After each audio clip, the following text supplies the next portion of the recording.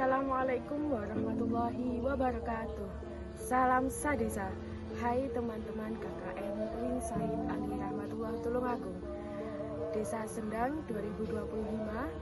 Kali ini kami dari Divisi Sosial Budaya dan Agama akan mengajak kalian untuk menggali lebih lanjut terkait sejarah situs Mbah Bodo yang ada di Desa Sendang.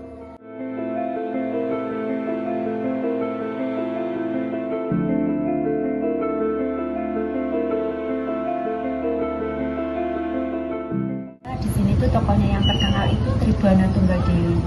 Nah, konon Tribana Tunggal Dewi itu belajar untuk di sini karena beliau itu menjelang menjadi ratu, beliau belajar kesempurnaan lahir dan batin, dan itu yang menyuruh adalah Sang Ibunda Gayatri. Itu konon menurut ceritanya. Dan di sisi lain juga ada cerita dari para tokoh ataupun sesepuh yang bilang kalau Empu Sendok meninggalkan anak perempuan, dan beliau cerita itu Empu Sendok meninggalkan anak perempuan, terus beliau ke Nganjuk Ladang, cari peninggalan Empu Sendok di Nganjuk Ladang. Oh, ada peninggalan Empu Sendok di Nganjuk Ladang, yaitu Candi Lor. Dan banyak cerita yang mengarah ke putri dari Empu Sendok. Ada yang cerita Mbah Besane Erlangga, terus ada juga yang cerita sebelum sang putri Tribana Tunggal Dewi itu datang ke sini, itu sebelum itu udah ada wanita lebih tua lebih dulu di sini, seperti itu menurut cerita. Dan cerita-cerita itu mengarah kepada putri dari Empu Sendok. Dan di sini juga ada arca-arca, ada jambangan, dan juga ada lesung batu berinskripsi.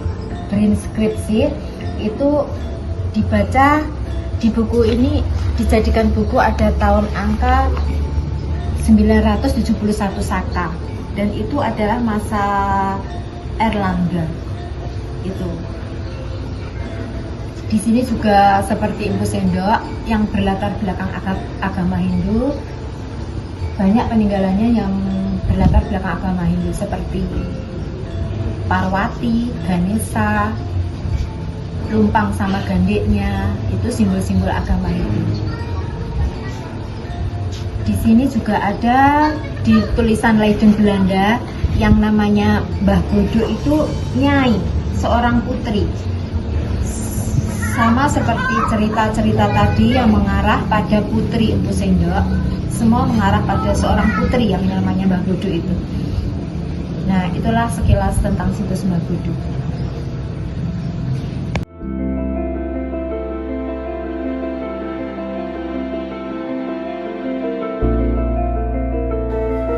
Ini adalah simbol dari agama Hindu yang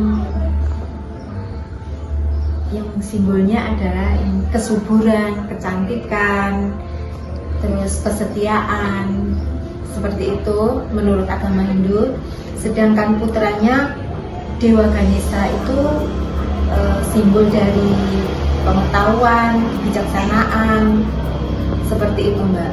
Dan juga Linggayoni, lumpang sama gandek, bukan Linggayoni, lumpang sama gandek ini kan juga simbol dari agama Hindu. Itu adalah kesuburan, lingganya Dewa Siwa, yoninya adalah Dewi Parwati.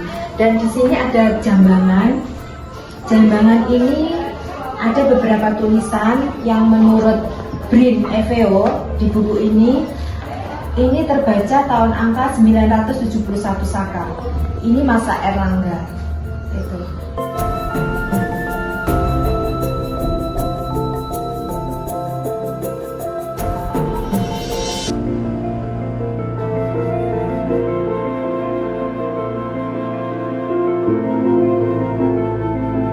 Ini Mbak, saya kan ikut ibu bapak di sini ya, bikin rumah di sini. Ini nggak tahu kalau punya mbah saya ada situsnya, kami nggak tahu.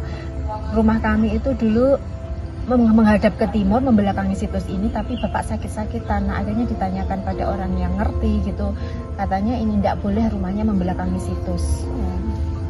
Rumahnya harus menghadap atau paling nggak kita berhadapan-hadapan atau nggak membelakangi lah, intinya seperti itu. Terus kemudian ini yang jadi jubelnya itu ya sekitar tetangga atau pamong, bahkan Mbah Mudin juga kan.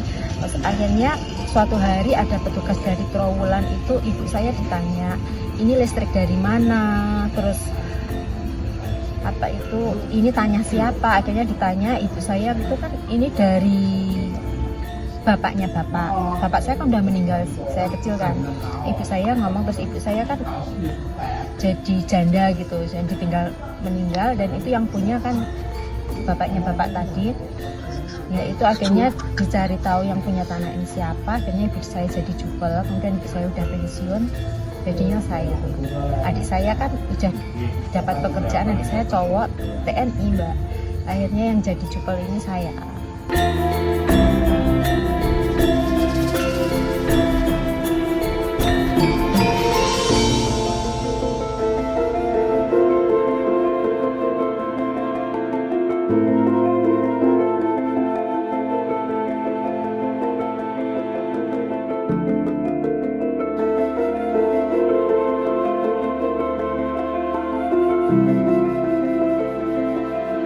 Baik, cukup sekian podcast kebudayaan KKN UIN Said Ali Rahmatullah Tulungagung. Jadi dapat kita ketahui bahwa situs Mbah Bodo ini sudah ada sejak tahun 971 Saka atau sekitar 1050 Masehi. Dan ternyata sosok dari Mbah Bodo tersebut berupa nyai atau seorang perempuan. Terima kasih kepada Ibu Rustiana selaku juru pelihara situs Mbah Bodo. Dan semoga konten ini bisa bermanfaat bagi teman-teman semua. Terima kasih, salam sadesa, wassalamualaikum warahmatullahi wabarakatuh.